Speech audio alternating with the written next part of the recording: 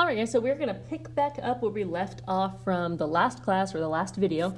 Basically, we're going to review long division briefly. We're going to look at synthetic division, which is still on that polynomial divisions notes page. Then we're going to go ahead and look at that 5.4 with our rational root theorem, because that really combines really well with what we're going to do that's called synthetic division. So just to review, we're going to work this one with long division, and I'm going to go through it pretty quickly, because we just did long division in our last video. But remember, to come up with a number at the top, we look at the first terms. So x times something gives us 2x cubed. That's going to be 2x squared. I multiply and I subtract. Be careful with your signs when you subtract. So plus, negative, that becomes positive. Now you'll notice this time, my first term cancels out. My second term also cancels out. So we're going to go ahead and bring down everything. X and x, that gives me just 1. Okay, and that's all right, because what's different this time, there's no remainder. And that's okay, that will happen occasionally. That's actually a very important case that we're going to look at here a little bit more. But if our remainder is 0, that tells us that our quotient is actually a factor of the original dividend. So 2x squared plus 1 is actually a factor of that first polynomial. We're going to look at that a lot more here, though, with synthetic division. So now what we're going to do is we're going to do the same problem with synthetic division. Now, synthetic division is actually, I think, a little bit easier, and I definitely think it's faster. The problem, though, is synthetic division only works in certain cases. Now, the way this is going to work, we're going to start with a number in a box in the top left. That number is going to be the 0 of the divisor. So we're going to do the exact same problem as example 3. So if I'm dividing by x minus 5, I'm going to put a positive 5 in the box in the top left. Okay, because that's the 0 of that factor. Also, if you look at those notes down there, if we're dividing by x minus a, it's a that goes in the box. Now what I'm going to do is I'm going to list all of my coefficients of my dividend. And they're going again in that descending order of the cube to squared to the first degree. So it's 2, negative 10, 1, and negative 5. So those are my coefficients. Okay, then we're going to do the actual synthetic division process. It's the same process over and over again. So the way this works, you bring down the first number. Then you multiply by the number that's in the box. You write it in the next space. Then we add down the column. Multiply by what's in the box, add down the column. Multiply and add. All right. The remainder is our last little number. So that is our remainder. And if you look, that matches the remainder we just had on when we did it with long division, we should have the same answer. And then my answer. These numbers are coefficients. We start 1 degree less than our original dividend. So my original dividend was 2x cubed minus 10x squared plus x minus 5. So since that's my original dividend, that was at the 3rd degree, these coefficients are going to start at the 2nd degree. And then I'm just going to leave out that 0x because we don't need it. But that would be my quotient. All right, so let's look at another example. What's very important with synthetic division. Now with long division, we said it was helpful if there was a missing term. So for example here, there were no x squareds. We said it was helpful to fill that in for long division. For synthetic division, it is required. It is absolutely necessary, very important. Because if we leave that number off, it's going to mess up our values. Okay, so I'm going to start. I'm dividing by x minus 2, which means that a positive 2 goes in the box in the top left. Now I'm going to list my coefficients. So my coefficients are going to be 2, 0, negative 5, and 8. I'm going to bring down the first number. Multiply, add, multiply, add, multiply, and add. My answer is going to start 1 degree less than my original. So my original was cubed. So I'm going to start at 2x squared plus 4x plus 3. I'm going to write my remainder as a fraction over the divisor.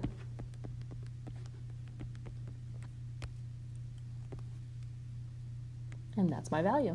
That's my quotient. Again, if you wanted to check this value, you could do the divisor times the quotient, and then you would add in that 14. That's one way you could check your answer if you wanted to. All right, so if you feel pretty comfortable with this, go ahead and pause the video and then try example B on your own, and then you can unpause it and I'll work through it. All right, so I'm gonna put, if I'm dividing by x plus 1, -1 is what's gonna go in the box in the top left. Then I'm gonna write my coefficients, 2, 0 for x cubed, -4, 2, -3. Bring down the first number.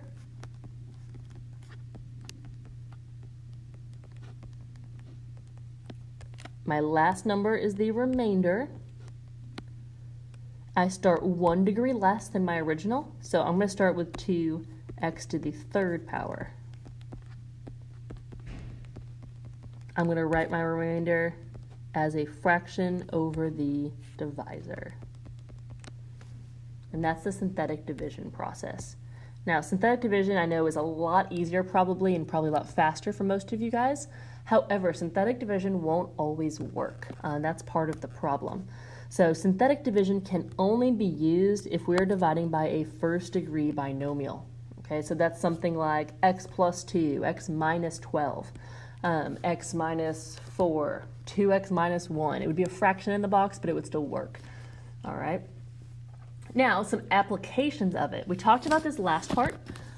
If the remainder is 0, then the divisor is a factor of the dividend. That's going to be really important with what we do on our rational root theorem. Now, even more than that, or I guess part of that, if we're dividing by x minus a, the remainder is actually the same thing as evaluating f of a. So let's look at an example about that. So if I give you this polynomial, I tell you to evaluate f of -2. So if you remember back when you guys learned about function notation, that means you plug in -2 everywhere there's an x. Well, another way to work out that value would be to use synthetic division, and the remainder is going to be my answer. So I'm going to go ahead and do this. -2 goes in the box. Bring down my first number, multiply, add. And in this case, again, it's not telling me to divide, it's just telling me to evaluate f of -2. That means my answer is the remainder. So f of -2 is -23. And if you don't believe me, we can go ahead and plug it in and actually check, or you can just see. So if I plugged in 4, -2 to the third, plus 3 times -2 squared, plus 2 times -2 plus 1. That gives me a -32 plus 12 minus 4 plus 1, which should work out to be -23.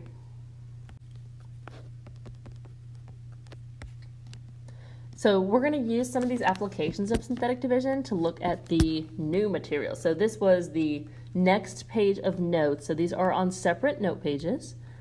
But if you look, we're going to look at the rational root theorem. All right, so the rational root theorem we're going to get to in a second. But first, I want to show you a little bit more of what we can do with the synthetic division process. Okay, so this first example tells us to prove that 1 is a 0 and then factor completely. So what we're basically going to be able to do is factor this polynomial that we have not been able to factor until this point, because we can't use grouping, we can't use our split the middle, none of our normal factoring methods would work for something like this. So we're going to use synthetic division to be able to factor. Now this one's a little bit easier because it tells me the starting point. It says 1's a 0. So we're going to start by proving that. 1 goes in the box.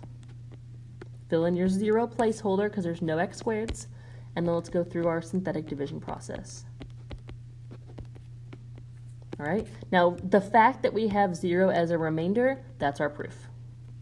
Okay, if 0 is a remainder, that means if I were to plug 1 in for x, I get 0. If I plug in 1 for x and I get 0, then 1 is a 0. That means that x minus 1 is a factor of that polynomial. So it's really important we understand the relationship between a factor and a 0. Okay, so for example, if x plus 2 is a factor, -2 is a 0. Okay, if 3 is a 0, x minus 3 is a factor. Okay, that's just kind of the relationship between those two things. So what we can do now, what's really nice about doing this with the synthetic division as opposed to just plugging it in, we can take that remaining polynomial. My remaining polynomial, 1 degree less, x squared plus x minus 6. Now this is a pretty easy quadratic. I can take this polynomial and factor it, x plus 3, x minus 2, and then that's that part factored. Now, if I want to show what the original problem is going to look like factored, I also need to consider the fact that 1 was a 0. So if 1 was a 0, I take the two factors I just got. I also need to make sure that I include x minus 1 because of that original 1. And that is the factored form of that polynomial. Now, the problem with this thing is that you're usually not going to know what that first 0 is. So we need to come up with a way to find that 0.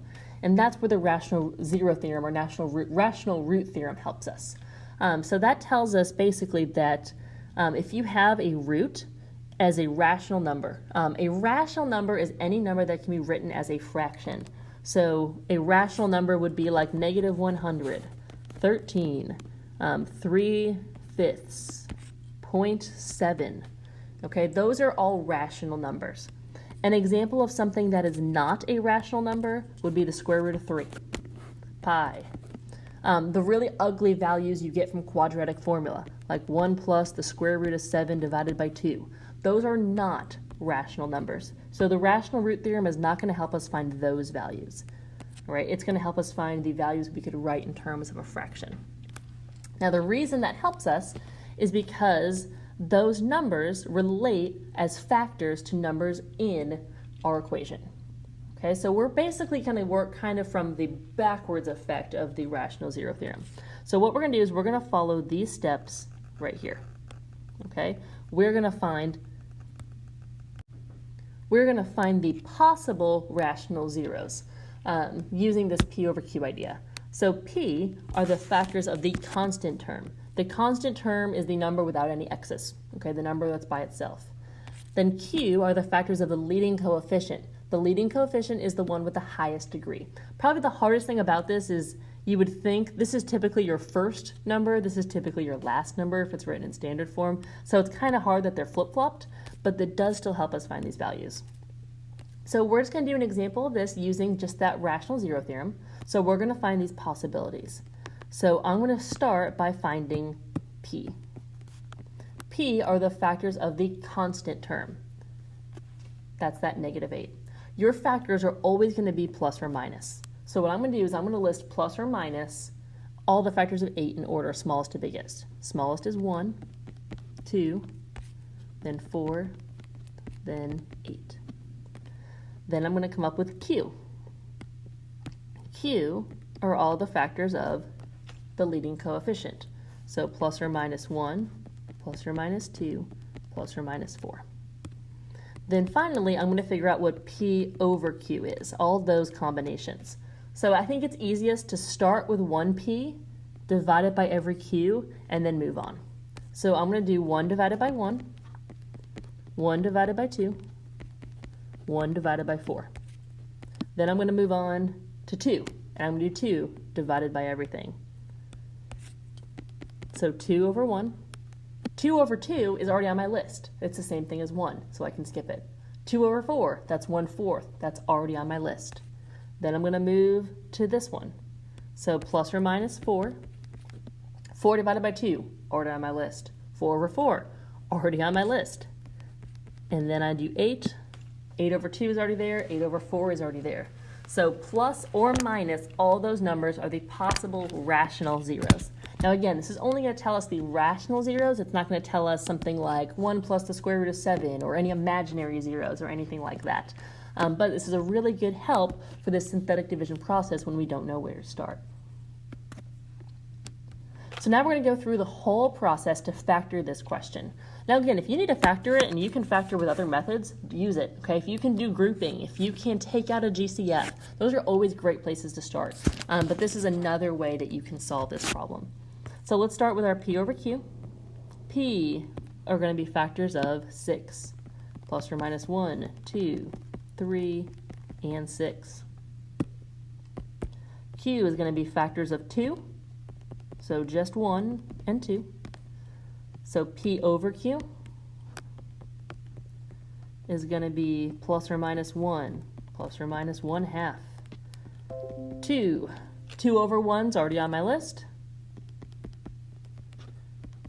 3 over 2 is already on my list. 6 over 2 is already there, so I am done. All right.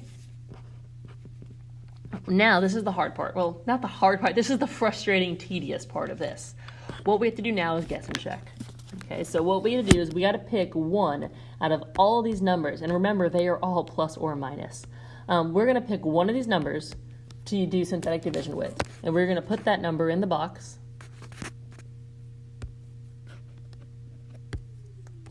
Sorry about that. So we're going to put that number in the box, and we're going to do synthetic division. So if we get 0 as a remainder, then we picked a good answer. Okay, we know that one's going to work. If we get something other than 0 as an answer, we need to do it again. Okay, so let's start with 1. So if I put 1 in the box, I'm going to do 2, 1, negative 13, and 6. So I'm going to bring down the first number. And if you notice, this one did not work because I did not get 0 as a remainder. So unfortunately, we got to do it again. This time I'm going to make a better choice. I'm going to pick negative 3. It may happen to work. I may have worked this problem several times before. So I'm going to write my coefficients.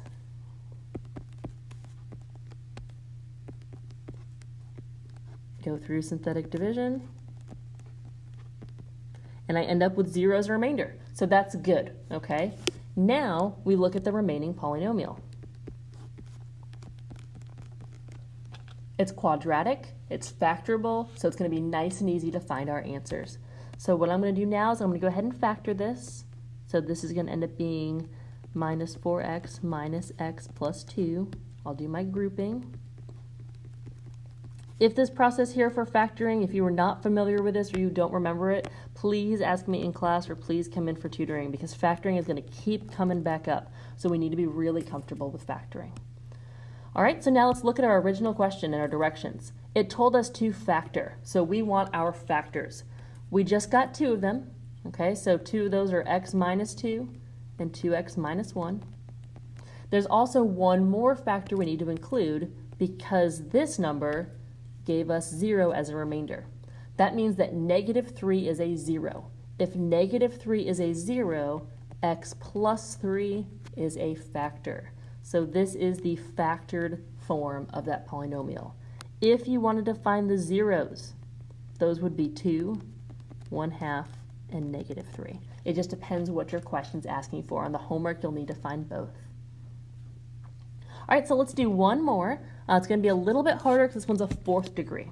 Okay, and you'll see why here in a second. So let's start with our P over Q values. So if you're comfortable, pause the video, try to come up with your P over Q values, and then unpause and we'll go over it. All right, so my P value should be plus or minus 1, plus or minus 7. Q is going to be plus or minus 1, plus or minus 5. So P over Q, plus or minus 1, 1/5, 7, and 7/5. Those are all my possibilities. So now we're going to pick one. I'm going to try 1. This is 5, negative 46, 84, negative 50, and 7. Bring down the first number.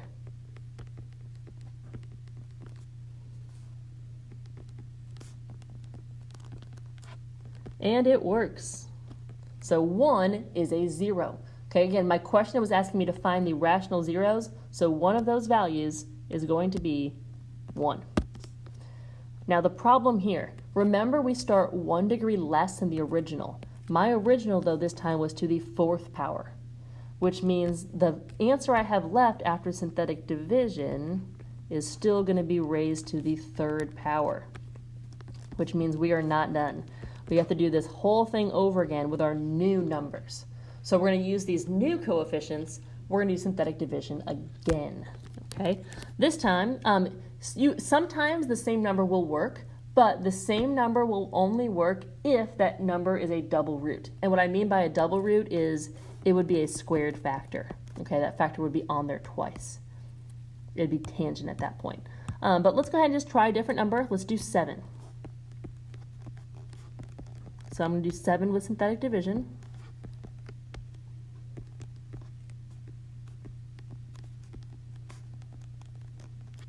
And surprise, surprise, that works. Okay, now the remaining polynomial at this point, thankfully, is quadratic.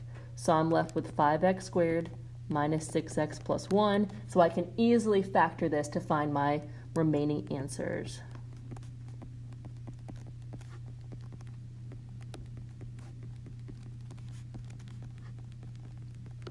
So my factors for this quadratic are right here. And again, remember what your original question was asking for. I was asking for the zeros. Okay, so my zeros, one of them was 1. Another 0 would be 7.